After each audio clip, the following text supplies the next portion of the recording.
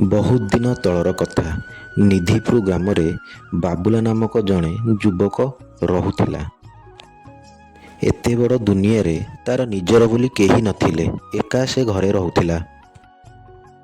ବାବୁଲା ସ୍ୱଭାବରେ ଭାରି ଶାନ୍ତ ଓ ସରଳ ଥିଲା। ବହୁତ ସାହସୀ ଏବଂ ବହୁତ ପରିଶ୍ରମୀ ମଧ୍ୟ ଥିଲା। ବୃତ୍ତିରେ ସେ ଜଣେ କାଠୁଆ ଥିଲା। ପ୍ରତିଦିନ ସକାଳୁ ଜଙ୍ଗଲକୁ ଯାଏ, ଗଛ ସବୁ ହାଣେ। ସେଇ ଯେଉଁ କାଠ ଆଉ ଗଛର ଡାଳ ସବୁ ସଂଗ୍ରହ କରି ବଜାରରେ ଆଣି ବିକ୍ରି କରେ ଓ ସେଇଥିରୁ ଯାହା ପଇସା ମିଳେ ତା ଗୁଜୁରାଣ ମେଣ୍ଟିଯାଏ।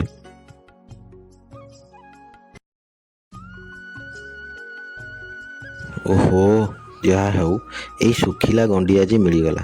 ଯାଉଛି ଆଜି ଏହାକୁ କାଟି ତାକୁ ଗଣ୍ଠି ବାନ୍ଧି ବଜାରରେ ନେଇ ବିକିବି। ଆଜି ବଜାରରେ ଭଲ ବିକ୍ରି ହେବ। ଏହା କହିସାରି ବାବୁଲା ଶୁଖିଲା ଗଣ୍ଡିଟିକୁ ତା ନିଜ କୁରାଢ଼ୀରେ ଚୋଟ ମାରିବାକୁ ଲାଗିଲା।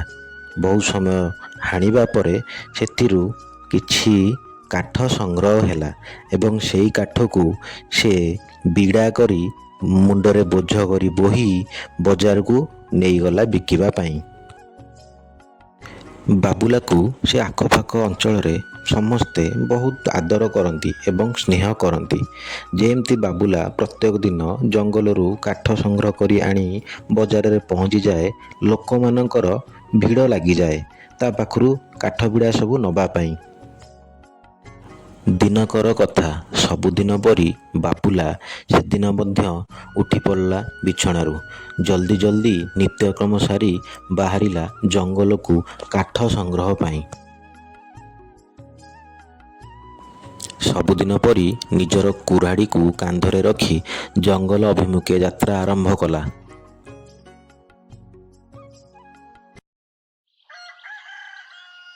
ସେଦିନ ଭଲ କାଠ ଅନ୍ୱେଷଣରେ ଏଣେ ତେଣେ ବୁଲିବାକୁ ଲାଗିଲା। ଶେଷରେ ତା ଆଖି ଏକ ଶୁଖିଲା ଗଛର ଗଣ୍ଡି ଉପରେ ପଡ଼ିଲା। ବାବୁଲା କହିଲା, ଓହୋ, ଏତେ ସମୟ ଏଣେ ତେଣେ ବୁଲିବା ପରେ ଶେଷରେ ମୋତେ ଭଲ କାଠ ମିଳିଲା। ଯାଉଛି ଏହାକୁ ହାଣି ଗଣ୍ଠି ବନେଇ ନେଇ ବଜାରରେ ବିକିବି। ଏହା କହି ତା ନିଜ କୁରାଢ଼ୀରେ ସେ ଗଛକୁ ହାଣିବାକୁ ଲାଗିଲା।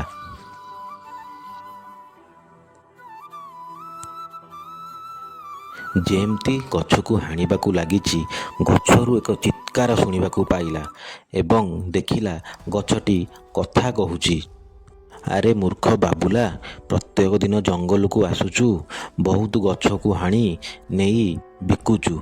ଏମିତି ଯଦି ସବୁଦିନ କରିବୁ ତାହେଲେ ପୁରା ଜଙ୍ଗଲ ତ ଲୋପ ପାଇଯିବ, ନଷ୍ଟ ହୋଇଯିବ, ଆଉ ଗଛ ଜାତି ରହିବେ ନାହିଁ। ତୁ ଆଉ କାହାକୁ କାଟିବୁ, କେମିତି ବିକିବୁ?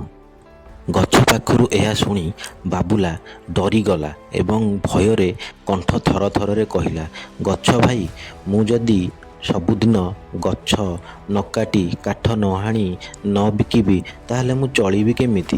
ମୁଁ ଖାଇବି କ'ଣ? ବାବୁଲା ପାଖରୁ ଏହିସବୁ କଥା ଶୁଣି ଗଛକୁ ଭାରି କଷ୍ଟ ହେଲା। ସେ ବାବୁଲାକୁ କହିଲା, ବାବୁଲା ଦେଖ, ମୋ ପାଖରେ ଗୋଟିଏ ଉପାୟ ଅଛି। ତୋ ଘରର ବାରିପଟେ ଏକ କୂଅ ଅଛି।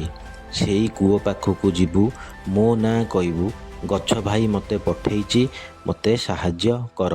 ତାପରେ କୂଅ ତୋତେ ବହୁତ ସାହାଯ୍ୟ କରିବ। କିନ୍ତୁ ଆଜିଠାରୁ ତୁ ଶପଥ ନେ, ଆଉ ଜଙ୍ଗଲକୁ ଆସିବୁ ନାହିଁ କି କୌଣସି ଗଛକୁ ତୁ କାଟିବୁ ନାହିଁ। ବାବୁଲା ସେହି ଦିନଠାରୁ ଗଛ ପାଖରେ ଶପଥ ନେଲା କି ସେ ଆଉ ଜଙ୍ଗଲକୁ ଆସିବ ନାହିଁ କି କୌଣସି ଗଛକୁ କାଟିବ ନାହିଁ। ଏମିତି କହି ସେ ସେଦିନ ତା ଘରକୁ ଫେରିଗଲା।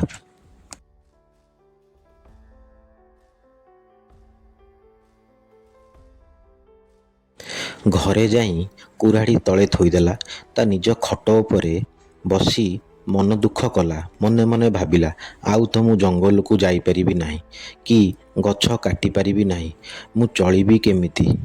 ପୁଣି ତାର ସେଇ ଗଛ ଭାଇନା କଥା ମନେ ପଡ଼ିଲା। ଆରେ, ଗଛ ଭାଇନା ତ କହିଛି ମୋ ବାରିଆଡ଼େ ଥିବା କୂଅ ପାଖକୁ ଯିବାକୁ।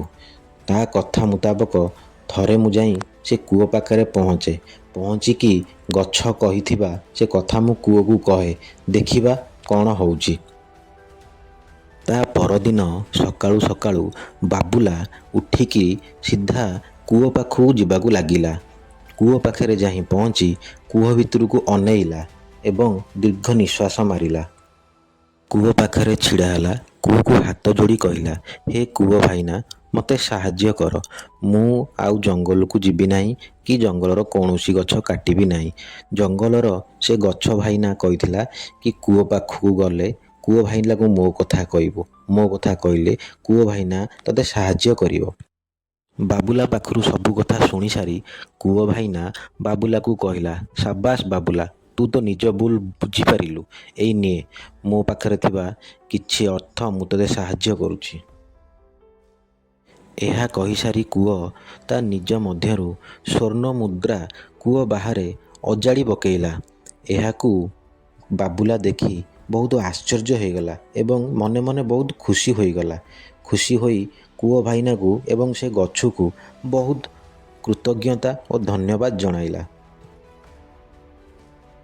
ଏହାପରେ ବାବୁଲା ସେହି ସ୍ୱର୍ଣ୍ଣ ମୁଦ୍ରା ସବୁକୁ ଦୁଇଟି ନାଲି ଗଣ୍ଠିଲିରେ ପୂରାଇ କାନ୍ଧରେ ବୋହି ତା ରହୁଥିବା ଘରକୁ ଧୀରେ ଧୀରେ ଚାଲିବାକୁ ଲାଗିଲା।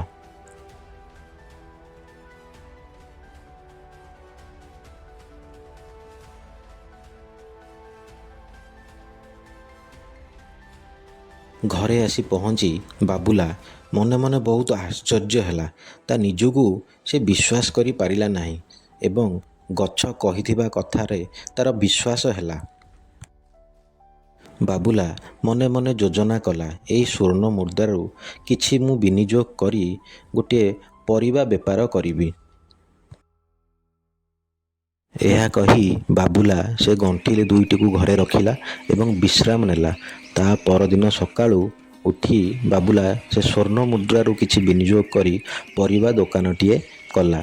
ପରିବାକୁ ଠେଲାରେ ରଖି ବିକିବାକୁ ଲାଗିଲା। ପୂର୍ବପରି ଗ୍ରାମବାସୀମାନେ ବାବୁଲା ପାଖକୁ ଆସି ଖୁସି ମନରେ ବାବୁଲାଠାରୁ ସବୁ ପ୍ରକାର ପନିପରିବା କିଣିବାକୁ ଲାଗିଲେ ଏବଂ ଏହାପରେ ବାବୁଲା ନିଜର ଘର ତିଆରି କଲା। ଘରେ ଶାନ୍ତିରେ ଏବଂ ଖୁସିରେ ରହିଲା।